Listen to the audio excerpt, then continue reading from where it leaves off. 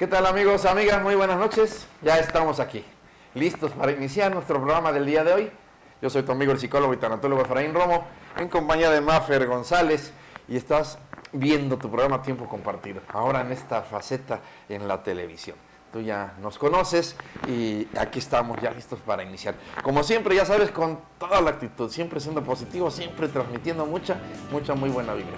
¿Qué tal, Mafer? ¿Cómo estás? Muy bien, Efraín, amigos, bienvenidos a su programa Tiempo Compartido con el psicólogo y tanatólogo Efraín Romo. Vamos dando inicio el día de hoy al programa y tenemos un tema muy interesante, un tema fuerte, pero nos lo han estado pidiendo mucho, entonces vamos a tratar de hacerlo contacto para generar la confianza de ustedes y que se comuniquen con nosotros y nos manden todos sus mensajes. El tema de esta semana es la violación, Efraín. Impactos a la violación.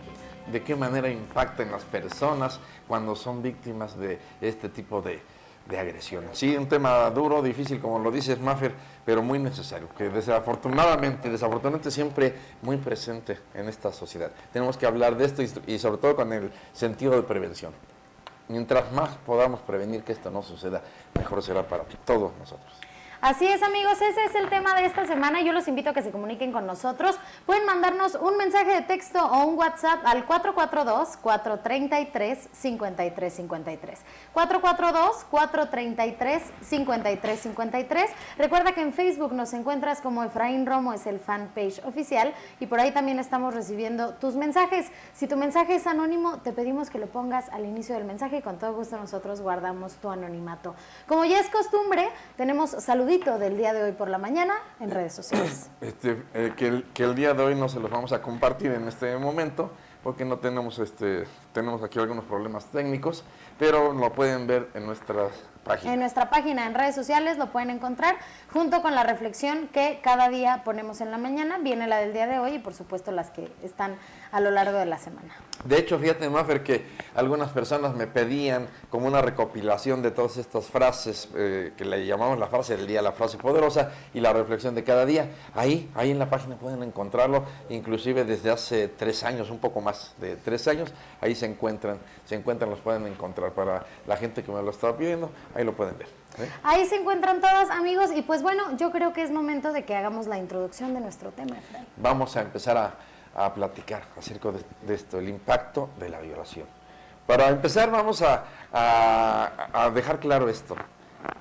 Una violación se trata de un delito que atenta contra el individuo, un delito que tiene que ver precisamente con la agresión, con una agresión de tipo sexual, ¿sí? Que se produce cuando una persona tiene acceso sexual hacia otra mediante el empleo de la violencia, por ejemplo, ya sea violencia física o violencia psicológica, que es muy usual, o siempre y cuando la persona no pueda dar su consentimiento, cuando no tenga esta facultad de dar su consentimiento expreso, como es el caso de los niños precisamente, o por ejemplo personas discapacitadas con alguna incapacidad mental, por ejemplo, personas que no tienen la facultad de hablar o tener conciencia, y cuando son utilizados de esta manera sexual. Esto es un delito que está tipificado y que tiene una penalización, tiene un castigo, tiene un castigo.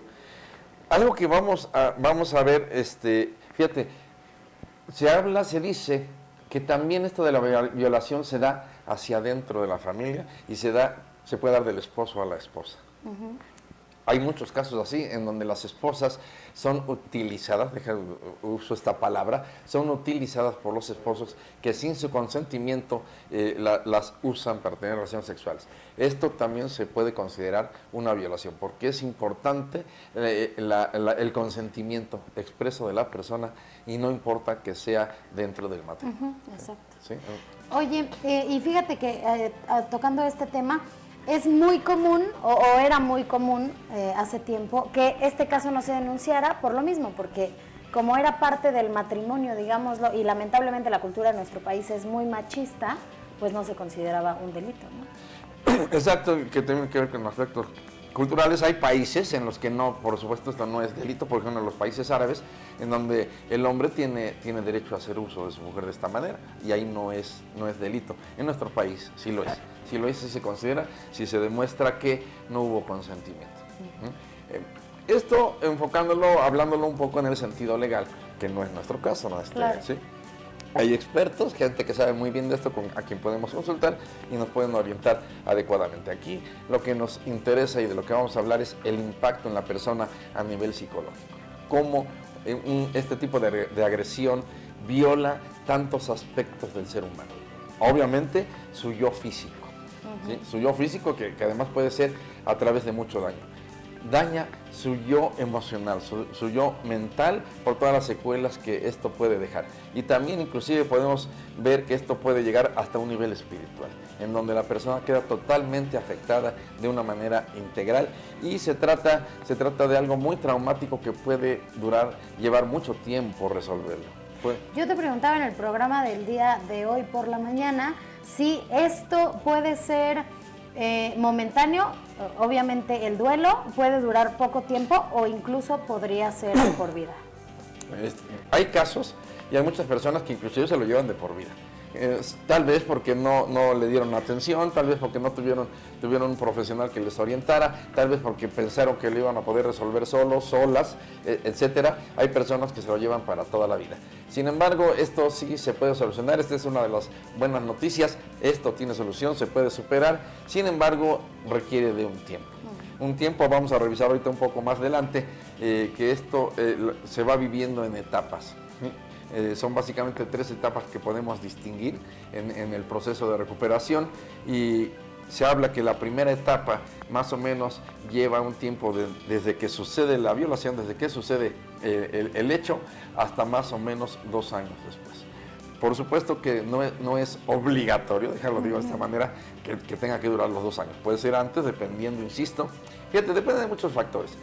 El tipo de agresión, los hechos, cómo fue, si hubo violencia o no hubo violencia, depende de la misma persona y sus recursos internos, puede depender de una serie de factores, pero sin embargo el tiempo, por ejemplo, insisto, de esta primera etapa es de 0 a 2 años. Después viene la segunda etapa, que va presente de los 2 años a los 4 años aproximadamente, en donde se espera que la persona ya haya logrado superar este evento traumático y pueda llevar una vida plena, digna, feliz. Hay personas que no lo han superado inclusive ni a los 4 años y entonces entran en una tercera etapa en donde entran personas con 5, 10, 15, 20, 30, 40 años cargando lo mismo durante toda la vida y no logran superarlo. Pero tú estás hablando de que este tiempo es cuando ya acudiste con un especialista y lo estás trabajando, o puede ser un trabajo personal. En términos generales. De hecho, precisamente, y por eso es recomendable que acudan con un especialista, porque no es necesario, o no sería tan necesario, que la persona viva 2 años con esto, o viva 4 años con esto, y menos que viva 5 o más años con esto. Esto se puede superar inclusive más rápido, pero sí se requiere la ayuda especializada. Es muy difícil que la persona por sí misma logre superarlo. Muchas personas tratan de hacerse las fuertes, creen que van a lograrlo, que van a superarlo rápidamente, y lo único que hacen es reprimirlo, lo único que hacen es negarlo, y esto, acuérdense que esto puede complicar todo el asunto, porque se puede convertir en algo crónico, en algo patológico. Oye, ¿y es fácil que la víctima en este momento de colapso pida ayuda? No es fácil, precisamente por todas las secuelas, y aquí está presente el tema del impacto de la violación. ¿Cómo se siente la persona después de haber sufrido este tipo de agresiones? Y vamos a ver cómo muchos de los sentimientos más frecuentes es presente el de culpa. Las personas se sienten culpables, creen que lo provocaron, la vergüenza que esto provoca. Hay mucho una sensación de suciedad, de estar sucios, y obviamente de una invalidación. Ya no hay valor, ya no valgo, mi cuerpo ya no vale, yo ya no valgo como persona, y da mucho miedo. Algo que está muy presente aquí, inclusive desde que se da inicio a este evento, es el miedo, el terror. Fíjate, esta sería en realidad como la primera etapa. Cuando está por suceder el acto de la violación, la persona siente mucho miedo, terror a morir, y desde aquí, en cierta forma, permite que suceda la violación. Pero este miedo, este terror puede permanecer durante mucho tiempo. Una vez que sucede la violación, entramos en esta otra primera etapa que comentaba, ¿sí? que puede durar hasta 2 años, y ese miedo va a seguir presente. inclusive el miedo de que vuelva a suceder. ¿Pero miedo a qué? ¿A represalias para mi persona o para mi familia? Primero es ese miedo a morir. Ese miedo a morir, miedo a que me dañen, efectivamente, porque generalmente en esto puede haber muchas amenazas, sobre todo cuando la violación fue con agresividad. Porque hay casos en donde, y sobre todo lo vamos a ver que con los niños, no siempre es violento. ¿Sí? No siempre es violento, a veces es a través de la seducción, a través del engaño y etcétera. Sobre todo cuando hay agresión física, obviamente se genera todo este terror. Muchas veces están las amenazas, efectivamente, que si dices algo, tú hablas, voy a hacerle daño a alguien de tu familia, voy a hacerte daño a ti, y etcétera. Entonces, y además, el miedo, insisto, decía, a que esto me vuelva a suceder. Claro. ¿Sí? Y entonces, este miedo puede permanecer durante mucho tiempo, que inclusive puede traer afectaciones muy graves para las personas, como el miedo a salir, por ejemplo, ya no quieren salir, miedo a volverse a relacionar, miedo a la figura masculina o femenina, dependiendo quién haya sido el agresor, etcétera, ¿no? Ok, pensé que me ibas a preguntar algo. Fíjate que yo quiero que platiquemos al respecto de la violación intrafamiliar, pero con los niños. Yo creo que exacto, está muy fuerte Este es uno de los temas más escabrosos, vamos a decirlo de esta manera. Es una problemática que la constituye algo que llamamos el incesto. El incesto, que es esta violación precisamente a niños, niñas dentro de la familia. Y es una práctica que muchas familias optan por barrer debajo de la alfombra. No quieren que se sepa, por diversas razones, ¿no? Y todo queda en familia, como que no pasó nada. Y fíjate lo traumático que es esto. Precisamente aquella persona que se supone tiene la función de cuidar, exacto, de proteger al niño, a la niña, se convierte precisamente en el agresor, a la persona a que más miedo puedo tener, esta persona que representa la maldad. ¿Sí? Y entonces imagínate este niño, ¿a quién acude? Esta niña, ¿a quién acude? Si se supone que papá o mamá que me tenían que cuidar son las personas que me dañan. Entonces, y fíjate, y aunado a esto, y esto sucede mucho en nuestra sociedad también desafortunadamente, ¿qué pasa con, por ejemplo, las mamás? Si el papá es el violador, ¿qué pasa con las madres? Es muy frecuente que se den cuenta, ¿sí? Que se den cuenta de la situación que está sucediendo, pero tienden a ignorarlo, como decíamos, como a barrerlo debajo de la alfombra, no está pasando nada, en muchos sentidos también por miedo. Eso te iba a preguntar, también por miedo, por vergüenza, porque a lo mejor tenemos en familia más hijos y no quiero que si ya dañaron a uno, no dañen a otro. Bueno, pero es que a lo mejor no nos damos cuenta que al permitir que esté sucediendo esto con uno de mis hijos, estoy permitiendo que suceda con todos. No, fíjate, hay toda una serie de situaciones. Una puede ser, si denuncian, ¿qué va a pasar con el papá de los hijos? Claro, a lo mejor, y más si la mamá no trabaja, ¿no? Y él exacto, pueden quedar desamparados y este es un miedo de que no, ¿y qué voy a hacer si ya no está el esposo? Otra vez es la vergüenza, no queremos que nadie se entere de esto, a veces ni nuestra propia familia, y tendemos a esconderlo por esta razón. A veces pensado como en el sentido del honor, ¿sí? Como que por honor no voy a manchar el nombre de mi familia, etcétera. Y entonces es preferible muchas veces guardarlo. Sin embargo, fíjate, en este sentido ahorita que estamos hablando de esto de las violaciones dentro de la familia, es un delito también, por supuesto. Claro. Dentro de es un delito, pero la persona, fíjate, y de hecho la ley lo marca así, la persona que se entera de una violación a un menor, y así sea la mamá, el hermano, el tío, el maestro, quien se trate, y no lo denuncia, se está convirtiendo en cómplice, del violador. Y esto también está penalizado. Pues bueno, amigos, nos vamos a quedar con esta idea para ir a nuestro primer corte comercial. Este es tu programa Tiempo Compartido con el psicólogo y tanatólogo Efraín Romo. Regresamos, nos estás viendo a través de Puntos de Vista TV. Amigos, amigas, estamos de regreso con ustedes. Gracias por seguir en sintonía de su programa Tiempo Compartido. Vamos a continuar con el tema. Nos quedamos hablando sobre la gente que es cómplice de estos delitos por el no denunciarlos. Si sabemos de alguna violación, nos hace partícipes de la violación. Sí, sobre todo me estoy refiriendo en el caso de los menores de edad. ¿Sí? Hay una protección especial hacia los niños que desafortunadamente son con mucha frecuencia víctimas de esto. Y como lo estamos comentando, además, dentro de la familia, por los mismos padres, por los abuelos, por los tíos, por los hermanos, etcétera. Y que muchas veces alguien de la familia se entera y prefieren callar. Y prefieren callar por las consecuencias que esto puede tener. Sin embargo, que sepamos que esto es un delito también. Nos hace cómplices, sí, está penalizado. Está penalizado, es necesario la denuncia.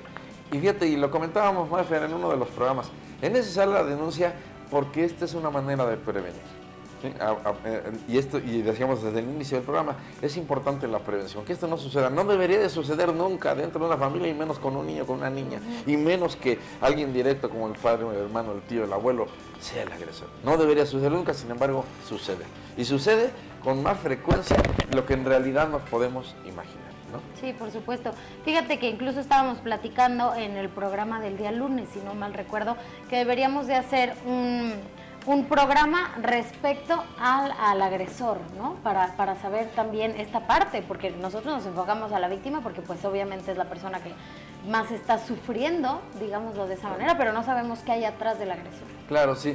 Claro, la víctima que sufre las consecuencias del impacto de esta violación, de esta agresión, pero efectivamente también es importante revisar a los agresores. ¿Qué pasa con ellos? A veces no cabe en nuestra mente imaginarnos cómo puede, por ejemplo, ahorita lo que comentábamos, un padre, un hermano, un abuelo, violar a su propia familia. Sin embargo sucede, pero también, y comentaba, lo platicaba yo con alguien, también sufren, también lo sufren, claro, desde su posición a su manera, y no es justificar, se trata claro, de entender un poco, porque también entendiendo al agresor, es una de las formas de prevenirlo. Claro. Si entendemos qué pasa, qué mecanismos les llevan a realizar este tipo de actos, ¿no? E incluso darme cuenta si yo estoy tomando decisiones, educando a mis hijos para llevarlos a ese punto, ¿no?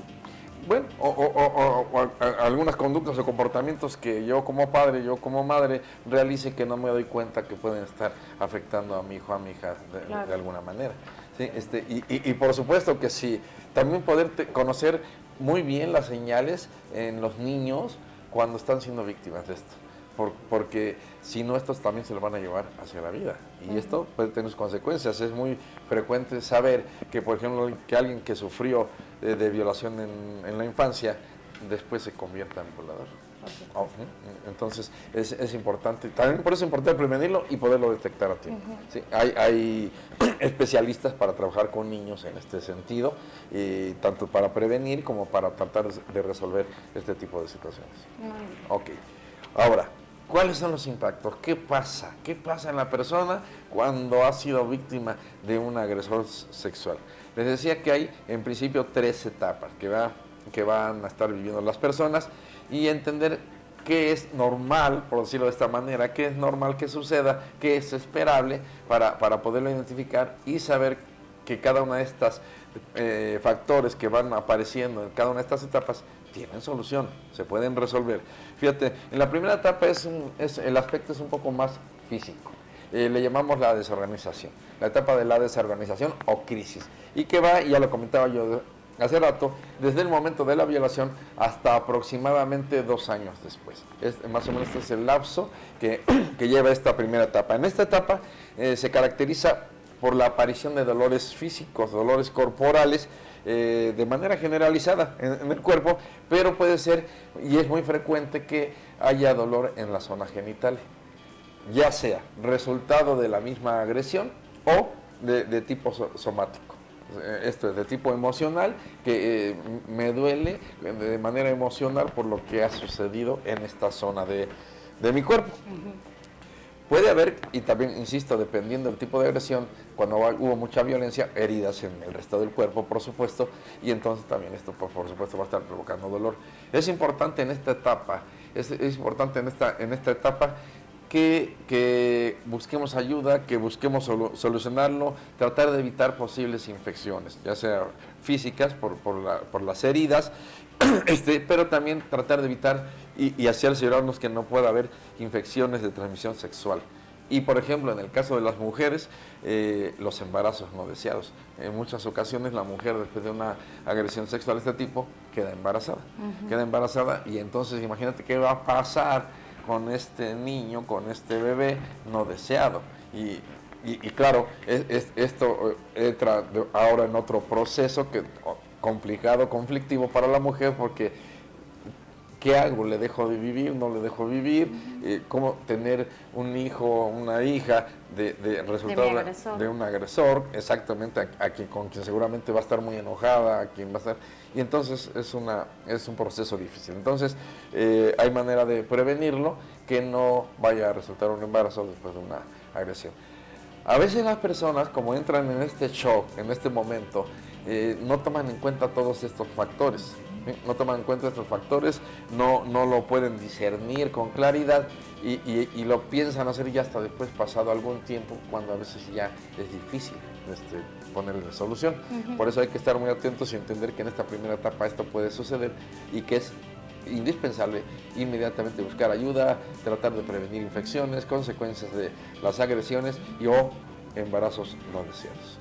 Entonces, en esta etapa, lo recomendable es acudir a levantar una denuncia para que se haga toda la investigación y aparte, obviamente, lo que conlleva poner la denuncia, ¿no? Que te pase con el médico legista, todas estas cosas para checar todo esto. Sí, que ahí desafortunadamente muchas veces las personas, y así nos lo han platicado, se sienten nuevamente victimizadas, claro, por el proceso legal, que ciertamente pues puede ser muy engorroso, puede ser difícil, lo que acaba de decir, pues tienen que pasar a la revisión médica, seguramente algún peritaje psicológico, etcétera, que a veces resulta también agresivo. Sin embargo, es necesario, si no, ¿de qué manera? Si no denunciamos, ¿de qué manera se previene esta situación y de qué manera se resuelve? O de qué manera se descarta, porque hemos estado platicando a lo largo de los programas de radio que últimamente hay muchas chicas que para evitar problemas en casa inventan violación. Sí, esto también se ve con frecuencia. Yo he tenido este tipo de casos,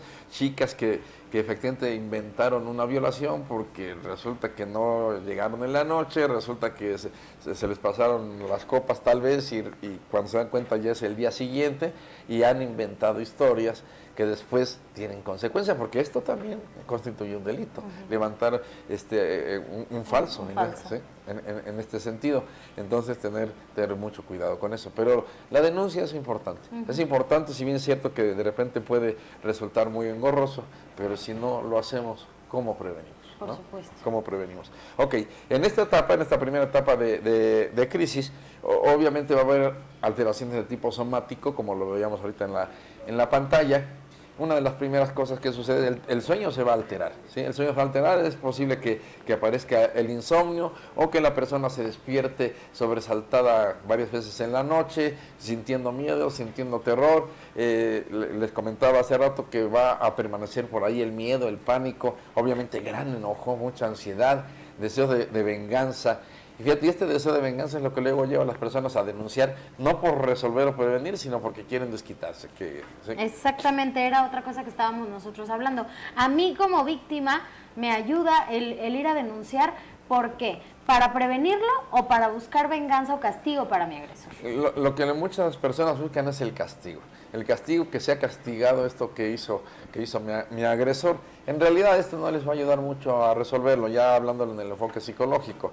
Es importante del aspecto prevención y tratar de evitar que esto ya no suceda, pero en sí, en cuanto a la recuperación de la persona, el deseo de venganza, el deseo de desquite no le ayuda en mucho. ¿Te acuerdas que alguna vez tratamos este tema en el radio y veíamos y concluíamos cómo las personas que tratan de desquitarse, de vengarse, en realidad acaban peor, claro, sí, alimentan ese odio, alimentan esa ira, alimentan ese coraje y en lugar de sentir alivio, el alivio que sienten es momentáneo cuando dicen, ya, que le castigue, pero después viene una serie de procesos en donde nos damos cuenta que esto no le va a ayudar a superar. Sin embargo, es normal que aparezca este sentimiento de desquite, de venganza, porque nos sentimos enojados, agredidos y queremos también sí que el agresor sea castigado. Entonces, a fin de cuentas, el proceso del duelo es algo personal. O sea, mi agresor no tiene absolutamente nada que ver en este proceso del duelo. Físico, o sea, vaya, que yo lo confronte, que le ofrezca mi perdón o que le otorgue mi perdón en persona. Bueno, ¿eso no me sirve a mí como víctima? ¿No me sirve? Bueno, sí, pero fíjate, esto es parte del proceso. El proceso de recuperación, finalmente, ¿te acuerdas que también lo comentábamos en algún programa debido a algunas preguntas que nos hacían? Finalmente, la víctima, para poder resolver esta situación, tiene que llegar el momento en que pueda perdonar esta agresión, perdonar a su agresor. No porque el agresor lo merezca, ni porque lo justifiquemos, sino en el sentido de liberación. Me tengo que liberar y tengo que sanar esto que traigo dentro, porque esto inclusive es también sanar a nivel espiritual, que les decía yo al inicio, también atenta y afecta esta parte de mí, esta parte espiritual. Entonces, en su momento, pero esto es un proceso, o sea, no es de que al inicio, luego para sanarlo yo perdono, no, tengo que vivir todo el proceso que esto implica. Acuérdate que el proceso de perdón es muy parecido a un proceso de duelo, en donde primero tengo que pasar por una serie de etapas, como es el enojo, la ira, la negación, etcétera, hasta poder llegar en algún momento a este perdón, que es sanación y es liberación para mí, no para mi agresor. ¿Sí? Entonces, sí, esto es cierto y esto es parte de... Esto precisamente lo podemos hacer con ayuda de un profesional que sepa guiarnos, que sepa orientarnos. Hasta llegar. Exacto. Y qué etapas tenemos que ir viviendo. Si yo trato de saltarme una etapa, por ejemplo, la etapa del enojo, porque no me gusta estar enojado, o me trato de saltar la etapa de la tristeza, porque no me gusta estar triste, seguramente no lo voy a resolver adecuadamente. No puedo irme desde el inicio y hasta el perdón en un solo salto. Tengo que vivir el proceso. Es importante. Entonces, sé que a la mayoría de las personas no nos gusta el dolor, ¿no? Tratamos de evitarlo, pero más bien es necesario vivirlo cuando tenemos este tipo de situaciones, porque si no vivimos todo el proceso, no vamos a poder resolverlo. Muy bien, pues bueno amigos, vamos a nuestro segundo corte comercial. No se despeguen del televisor, están viendo su programa Tiempo Compartido con el psicólogo y tanatólogo Efraín Romo a través de Puntos de Vista TV. Amigos, amigas, ya estamos de regreso con ustedes y déjenme recordarles que Marco Salón tiene promociones para ustedes. Todos los lunes, tratamientos capilares, martes, tintes y efectos de color con un 15% de descuento. Miércoles, 2x1 en cortes de cabello para dama y caballeros. Jueves, esmaltados de larga duración, chicas, 21 días con un 15% de descuento. Los horarios de atención son de lunes a viernes de 10:30 de la mañana a 3 de la tarde y de 4 de la tarde a 8 de la noche. Están ubicados en Emilio Carranza, número 13, en la Colonia Centro, entre Francisco Mina y Riva Palacio. El teléfono de WhatsApp es 427-126-4091, 427-126-4091 y el número de la sucursal es 272-4399, 272-4399. En Facebook los encuentras como Marco Salón con doble O y en Instagram Marco-Salón. Ahí están las promociones para que se pongan en contacto y vayan a aprovechar todo lo que Marco Salón tiene para ustedes. ¿Cómo es? Continuamos. Vamos Fíjate que nos llegó un mensaje de Mario. Mario es un amigo que siempre nos escucha en la radio y nos manda mensajitos. Y nos dice, hola, buenas noches, estoy aquí en sintonía. Es un tema muy fuerte, pero interesante. Saludos, Mario. Saludos, Mario. Gracias. Ciertamente es un tema muy fuerte y es necesario que lo hablemos, es necesario que lo ventilemos, porque de hecho resulta un tema pues un tanto tabú para muchas personas. Y por ejemplo, como esto que comentábamos hace rato, hablar de que dentro de la familia suceden este tipo de violaciones y que es más frecuente de lo que nos imaginamos, resulta pesado pensar en esto, pero si no lo hablamos, si no lo ventilamos, pues es como apoyar que siga sucediendo esto, ¿no? Entonces necesitamos abrirlo un poco y darnos cuenta y ver que es posible que inclusive dentro de mi casa esté pasando. Por supuesto. ¿Sí? No decir a mí nunca, conmigo nunca. Y a lo mejor no nada más con mi familia directa, puede ser que con la familia en general, ¿no? Vaya, si mi familia es grande, puede ser que le esté pasando a algún primo o alguna prima o que le esté pasando a alguien y que nosotros lo ignoramos completamente porque no es algo que te sientas a platicar con la familia. No, claro, y te digo, porque además con todo lo que provoca, la pena, la vergüenza, el miedo y todo lo que se ve presente en estos eventos, ¿qué hacemos? Y mientras más cercano sea el familiar, más dudas tenemos. Entonces es importante hablarlo. Ciertamente, como nos dice nuestro amigo Mario, es un tema difícil, pero muy importante, y no solamente importante, necesario. Por supuesto. Muy necesario. Y necesario porque también comentábamos en los programas de radio, no nada más es para las víctimas, incluso es como prevención para la gente que no tiene ni siquiera en mente, porque estas cosas no las piensas. No vas pensando por la vida que vas a ser víctima de una violación, simplemente pasa. Entonces, tomando en cuenta todos estos puntos que se están poniendo sobre la mesa, lo podemos prevenir. Claro, se trata de prevenir. Efectivamente, esa es gran parte de la idea y para eso hablarlo, por eso abrirlo, para prevenir. Y lo que decías, no pensar que en mi casa nunca va a suceder o que a mi hijo o a mi hija nunca le va a pasar, más vale prevenirlo. Más vale prevenirlo y de hecho yo creo que es muy bueno tener como alguna campaña permanente en este sentido de cómo enseñarle a nuestros hijos a cuidarse de estas situaciones, ¿sí? Cuidarse de esta situación. Ok, entonces bueno, estábamos hablando. ¿Cuál es el impacto? ¿Qué sucede? ¿Qué más va a suceder en esto? Ya habíamos comentado anteriormente que una de las primeras cosas que vamos a notar es la alteración del sueño. La alteración del sueño, estados de vigilia prolongados, el despertarse muy sobresaltados. Fíjate, las personas a veces les da miedo dormir, porque inclusive pueden tener pesadillas, estar soñando con estas situaciones y esto les aterra, entonces es como un miedo a dormir. También es muy frecuente que aparezcan trastornos alimenticios como anorexia, bulimia, y fíjate en este sentido, y es interesante como entenderlo, sobre todo cuando hubo sexo oral. Las personas lo relacionan mucho con la boca y quieren dejar de comer, pero también tiene que ver con este aspecto de pensar, yo atraje a mi agresor. Este cuerpo atrajo al agresor y entonces de una manera inconsciente podemos estar intentando que el cuerpo desaparezca, el fumarnos, que ya no nos vean, ya no volver a ser objeto de que alguien quiera agredir mi cuerpo y de manera inconsciente y como un mecanismo de defensa empezamos a dejar de comer, empezamos a querer... ¿O a comer en exceso podría ser? También puede ser, porque acuérdate que uno de los síntomas fuertes que aparece es la ansiedad y muchas personas tienden a tratar de enfrentar esa ansiedad desde el comer, ¿sí? Desde el comer, desde llevar alimento a la boca y entonces también puede ser que suceda ahí. Esto de comer en exceso también se puede considerar como un trastorno alimenticio, así como la anorexia, así como la bulimia, ¿no? Ahora, es normal también y entendible que va a haber una alteración en la vida sexual de estas personas. Ahora, ¿cómo se sienten? Te decía, muchas personas se sienten sucias, como que ya no merecen. Puede empezar a haber, digamos, dolor en las zonas genitales. Puede surgir aquí la anorgasmia, por ejemplo, que esta ausencia de orgasmos como consecuencia. Puede aparecer dolores en las zonas genitales al tener la relación.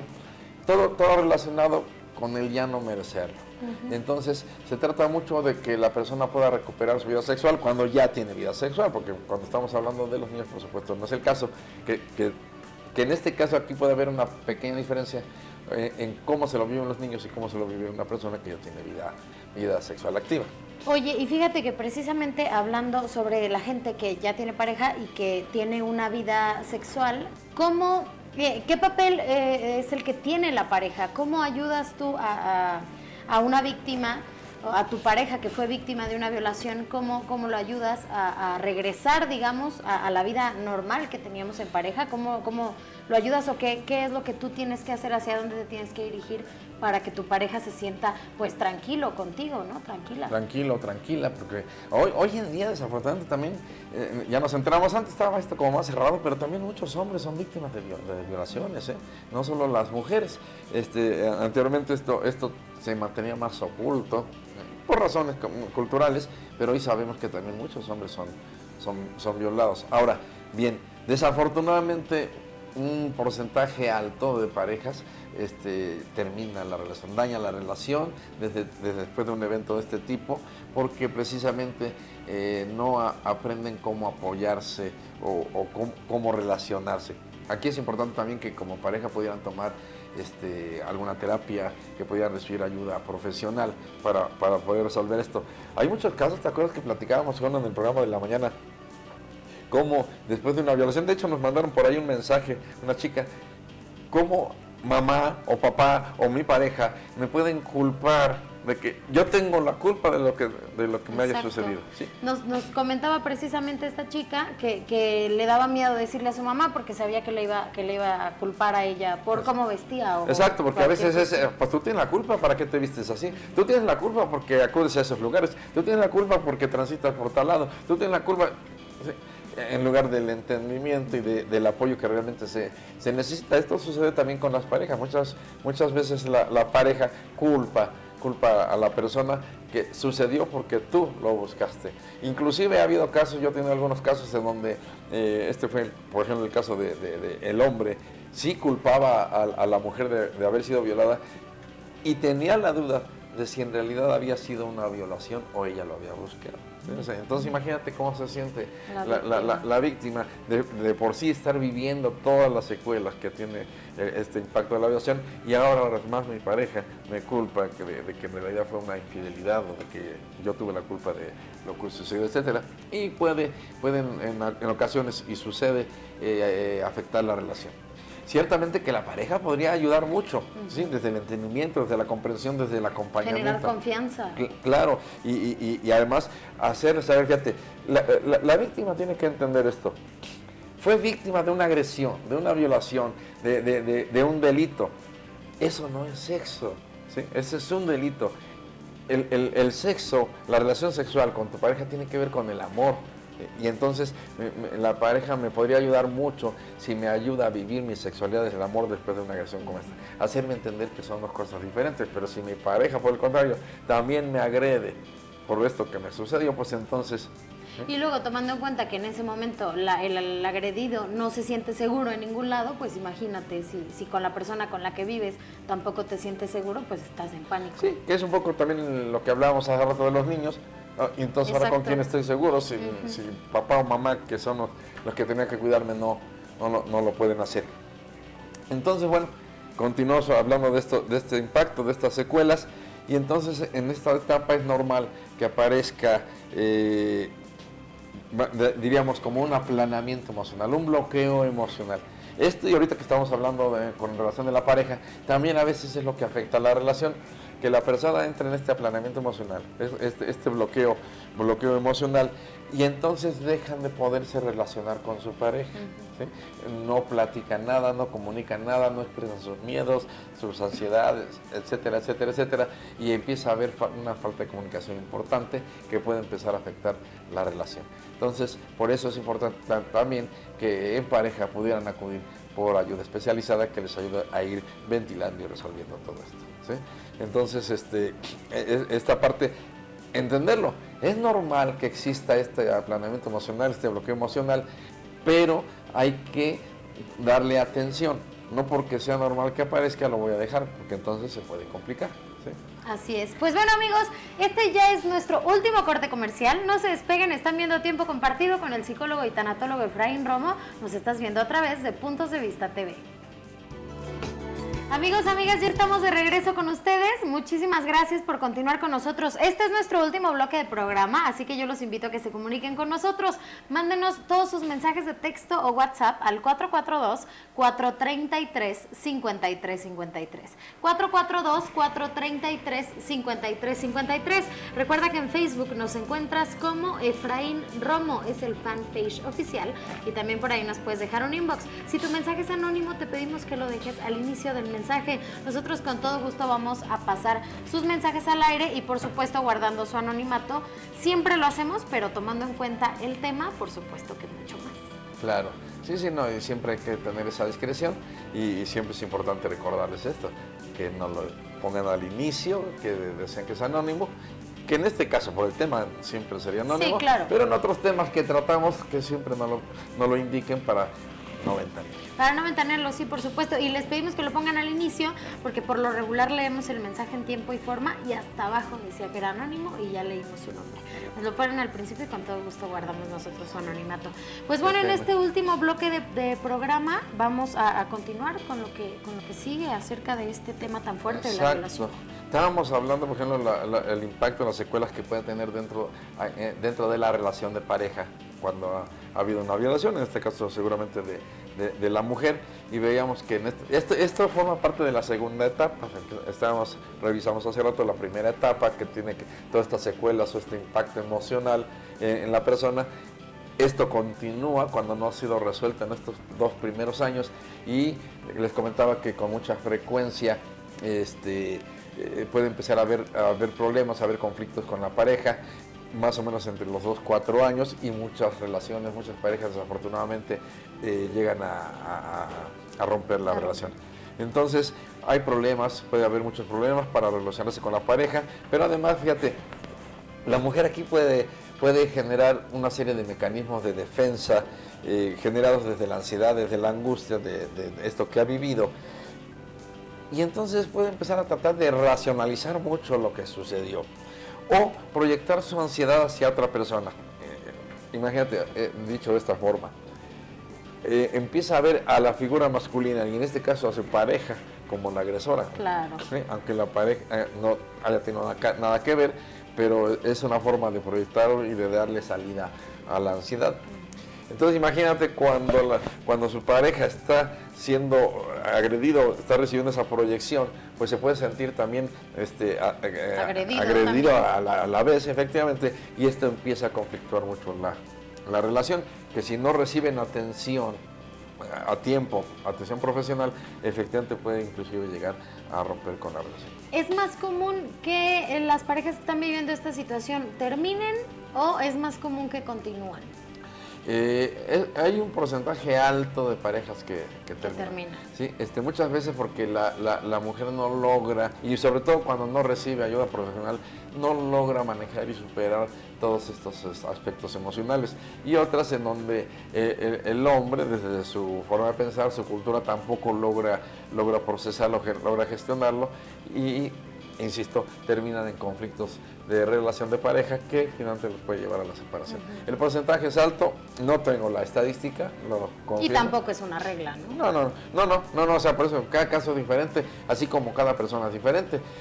Comentaba yo hace rato, por ejemplo, que muchas mujeres tienden a bloquear las emociones, a aparentar que no pasa nada, a creer que todo lo van a superar y les lleva a actuar de estas maneras. En cambio hay otras personas que son todo lo contrario y que se van inclusive hasta el victimismo. Y se la pasan sufriendo y llorando y haciendo de todo esto un drama. Y ciertamente que es un drama, pero no ponen la intención, no ponen la voluntad en superarlo. De sanarlo. ¿Es más fácil el victimizarme y vivir toda esta etapa como la víctima a vivir el duelo? Para muchas personas sí, es más fácil victimizarse y de hecho de alguna forma lo deciden.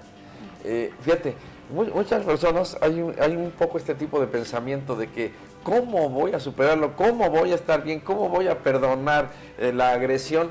Pues sí, que esto que me pasó es demasiado fuerte como para no darle importancia. No me lo merecía, porque a mí...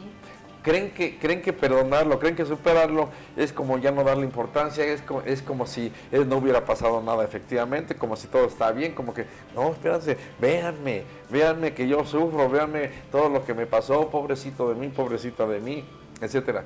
Y sí es cierto que fue algo dramático, pero no nos podemos quedar atorados ahí en esta etapa para toda la vida, ¿sí? Porque tenemos derecho a ser felices y tenemos derecho a trabajarlo y superarlo y podemos hacerlo, tenemos esa capacidad. Entonces, como que ubicar muy bien esto, si no estoy dramatizando al grado de victimizarme y creer que así la tengo que vivir toda la vida. Tuve una paciente, ella ya cerca de 60 años, que había sido víctima de violación en su infancia y toda la vida lo había cargado y todavía cerca de 60 años no podía ni platicarlo, pues, ¿sí? No podía expresarlo, intentaba y era llorar y exactamente victimizarse de esta manera, de pobrecita de mí, ¿por qué a mí me tocó esto? Sí, ciertamente que es muy lamentable, pero ya has pasado la mayor parte de tu vida sufriendo esto. Date la oportunidad, claro. Date la oportunidad de perdonarlo y de ser feliz. Porque se trata de esto y el poderlo superar y el poderlo perdonar es para que seas feliz, no para que tu agresor sea feliz. Oye, y aparte, desde vivírmelo como la víctima, puede ser que esté educando a mis hijos para que sean, digo, no sobre este punto de la violación, sino para que sean víctimas ellos también el resto de su vida por cualquier situación. Acuérdate que cuando hemos hablado de este tema de la victimización, ¿por qué no dejar ser víctima? ¿Te acuerdas de este tema que tocamos en el radio? A muchas personas les conviene ser víctimas, claro, y se viven la vida como víctimas precisamente desde las ganancias secundarias que obtienen al vivir de esta manera. Y ciertamente mucho de esto es un aprendizaje. Lo aprendemos en familia, aprendemos que es una buena forma de controlar o manipular si soy víctima, o de ganar la atención de los demás, o de ganar aparentemente cuando menos el cariño, etcétera, etcétera. Entononces, para muchas personas vivírsela como víctima es como la forma de vida. Sí, claro, es más fácil. Cómoda en muchos sentidos. Ajá, es cómodo, ¿sí? Exacto. En muchos sentidos. Ok, Y hay una tercera etapa.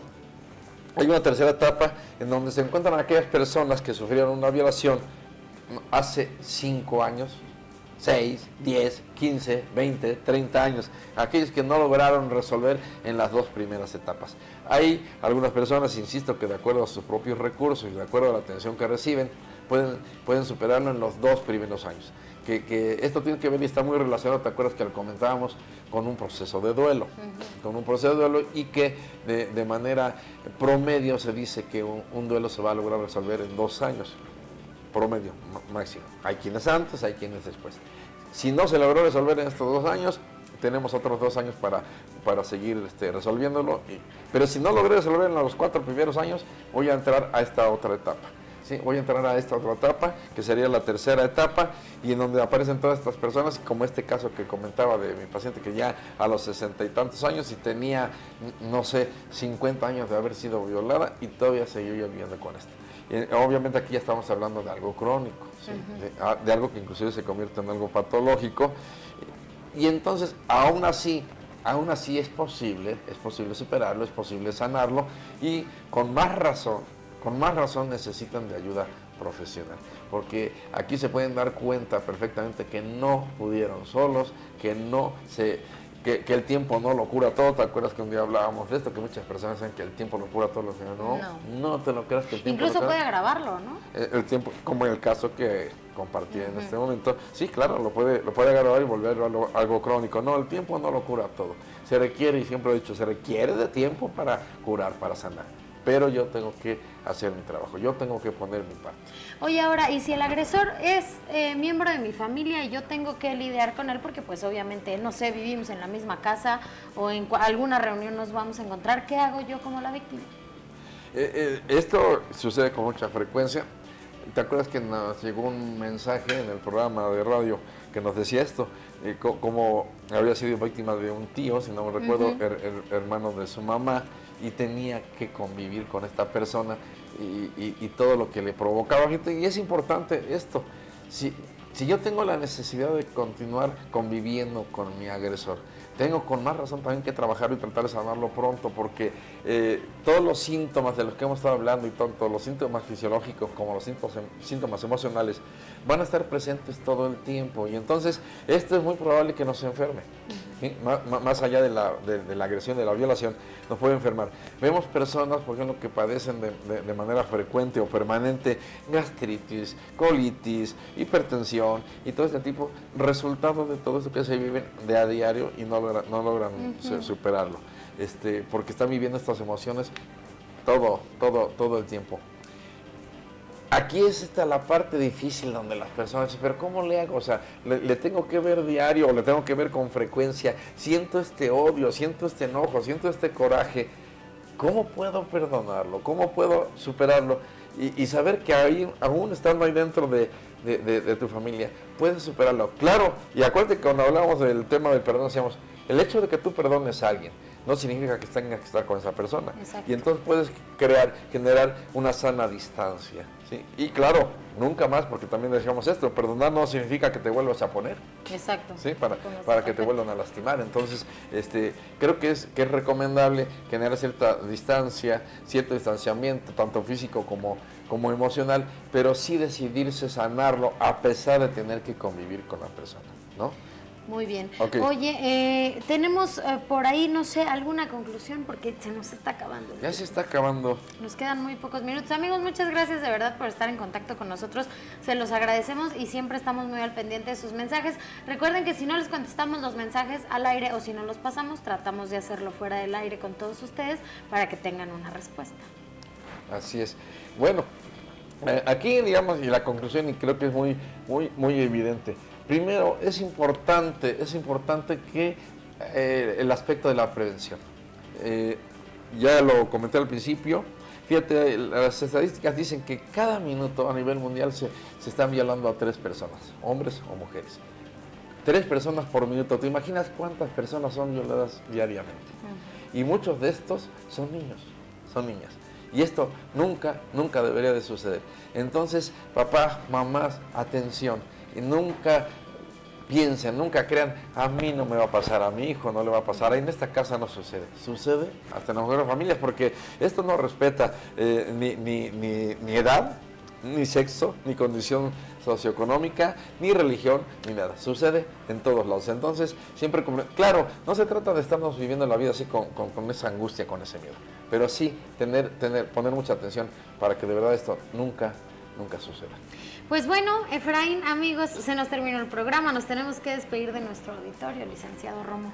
Así es, bueno, pues ya llegó el momento y como ven podemos estar diciendo aquí todavía muchas cosas, pero pues ya tenemos que terminar, terminar, y les invito para que si está interesado en este tema, nos escuchen el día de mañana en el programa de radio, vamos a continuar platicando de esto y ahí tendremos más oportunidad de leer sus preguntas o sus opiniones.